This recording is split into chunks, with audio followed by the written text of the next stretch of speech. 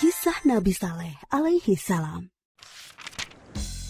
Setelah Nabi Hud, keluarga serta pengikutnya hijrah ke Hadramaut, mereka membentuk kehidupan baru di sana dalam suasana keimanan yang tinggi. Sebagian anak keturunan mereka bermigrasi ke utara, ke daerah Hijaz.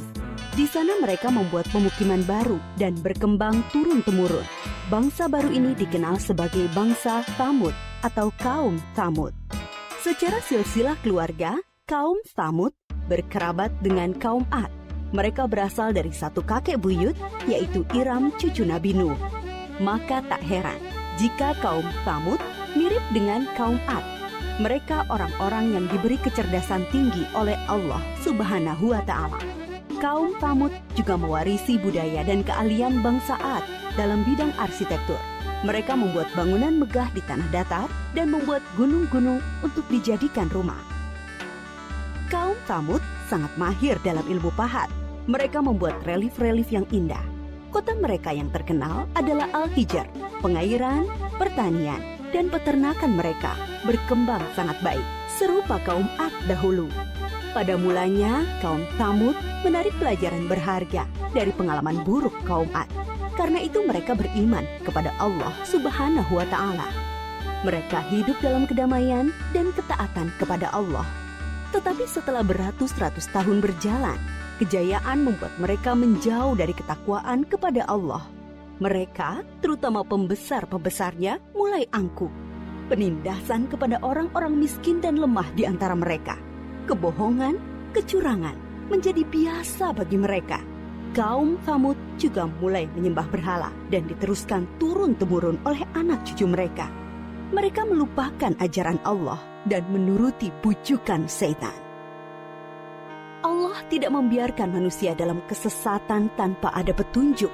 Karena itu, Allah memilih Saleh untuk menjadi utusan bagi kaum Tsamud. Saleh berasal dari keluarga terpandang di kalangan kaum Tsamud. Kecerdasan yang menonjol, rendah hati, dan ramah, pandai bergaul, serta sabar. Bakat kepemimpinannya sudah tampak sejak muda. Saleh disukai oleh kaumnya. Mereka berharap Saleh akan menjadi pemimpin mereka.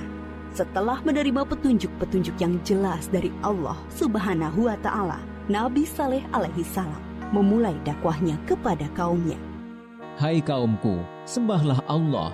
Dialah yang menciptakan kamu dan menjadikan kamu mampu memakmurkan bumi. Dan mohon ampunlah kepada Allah Subhanahu wa Ta'ala atas dosa-dosamu. Takutlah kamu kepada azab Allah. Tetapi kaumnya menjawab, Hai Saleh, kami sungguh kecewa kepadamu. Selama ini kami mengharapkan kau akan jadi pemimpin kami. Sekarang kau melarang menyembah berhala-berhala. Padahal ini adalah warisan nenek moyang kami. Kami tidak mau mengikutimu. Kebanyakan kaum Tsamud tidak mau percaya kepada dakwah Nabi Saleh, terutama para pembesar-pembesarnya. Hanya sebagian dari mereka yang menyambut seruannya, terutama dari golongan-golongan miskin dan lemah. Para pemuda kaum Tsamud mengejek orang-orang lemah itu, tetapi iman mereka sudah kokoh kepada seruan Nabi Saleh. Melihat hal itu, para pemuda kaum Tsamud menjadi sakit hati dan gusar. Keangkuhan mereka menjadi-jadi. Mereka tidak mau kehilangan pengikut. Mereka ingin Nabi Saleh tidak mempunyai pengikut sama sekali. Mereka berusaha agar orang-orang beriman itu meninggalkan Nabi Saleh dan kembali menyembah berhala mengikuti mereka. Kemudian mereka menantang Nabi Saleh untuk mendatangkan mukjizat. Mereka berpikir tentulah Nabi Saleh tidak bisa memenuhinya dan jatuhlah wibawahnya di mata para pengikutnya. Dengan demikian, orang-orang beriman itu akan meninggalkan Nabi Saleh. Hai Saleh, jika kau benar seorang nabi, perlihatkan kepada kami mukjizat. Kalau tidak, tentulah engkau pembohong. Nabi Saleh menjawab, Akan kutunjukkan kepadamu suatu mukjizat, tapi dengan syarat, kalian harus mengikutiku menyembah Allah. Mereka menuju Bukit Berbatu. Nabi Saleh memohon kepada Allah dengan penuh kesungguhan supaya diberi mukjizat. Dari dalam batu besar, keluarlah seekor unta yang sangat istimewa. Besar, gemuk, berbulu tebal, sangat bagus, dan hamil 10 bulan.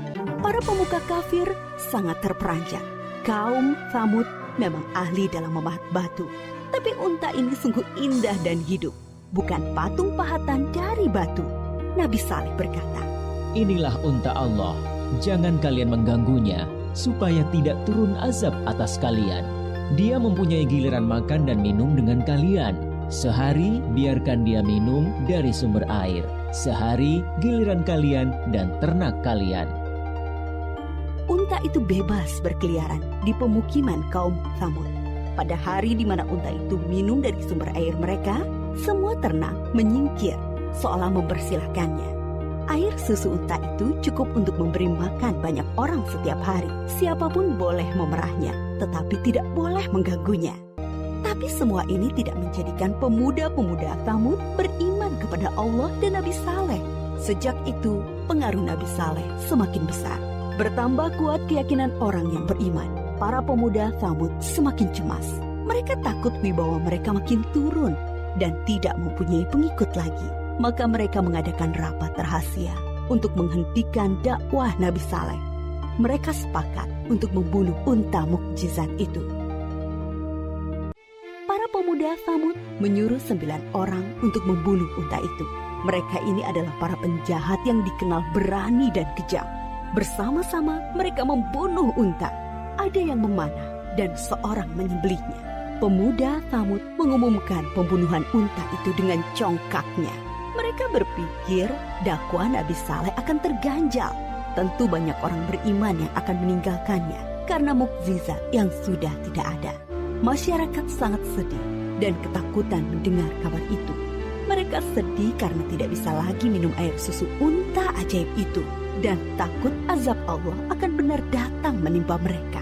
Para pemuda Tsamud mendatangi Nabi Saleh dengan angkuh dan penuh rasa kemenangan. Hai Saleh, kami telah membunuh untamu. Datangkanlah azab yang kau ancamkan kepada kami. Kalau tidak, pasti kau pembohong besar. Kalian diberi waktu 3 hari untuk bersenang-senang di rumah kalian.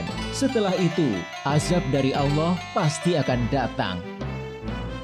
Dengan penangguhan waktu 3 hari, diharapkan banyak orang yang menyesali dan bertaubat kepada Allah, serta menjadi orang yang beriman. Tetapi orang-orang kafir itu tetap dalam keangkuhannya. Mereka tidak mau beriman. Mereka malah menunggu-nunggu apa yang akan terjadi setelah 3 hari. Diam-diam mereka juga gelisah, takut kalau azab itu benar-benar datang. Akhirnya mereka merencanakan membunuh Nabi Saleh agar azab itu tidak jadi datang. Mereka mengutus kembali 9 orang yang telah membunuh unta untuk membunuh Nabi Saleh. Tetapi niat mereka digagalkan oleh Allah. Ke-9 orang itu mati ditimpa batu dari langit ketika menuju rumah Nabi Saleh. Nabi Saleh dan pengikutnya kemudian hijrah ke Palestina. Menjelang hari datangnya azab, Nabi Saleh sangat sedih meninggalkan Al-Hijr, membayangkan azab Allah akan menimpa kaum satu kampung halamannya. Aku telah menyampaikan kepada kalian ajaran Allah, tetapi kalian tidak menyukai kebenaran. Kemudian Nabi Saleh berangkat menuju Palestina bersama sekitar 110 pengikutnya. Setelah 3 hari berlalu, terdengar suara sangat keras menggelegar dari langit.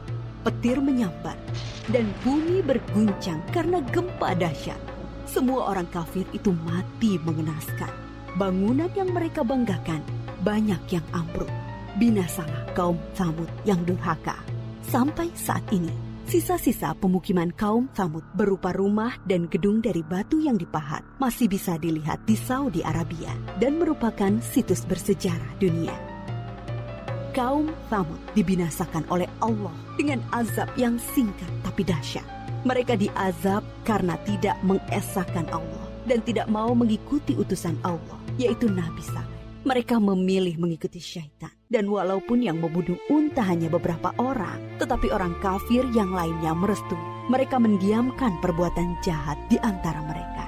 Kisah kaum Tsamud mengajarkan kepada kita keharusan taat kepada Allah dan Rasul-Nya, serta pentingnya amar ma'ruf nahi mungkar dalam masyarakat, yaitu menyuruh kepada kebaikan dan melarang kemungkaran.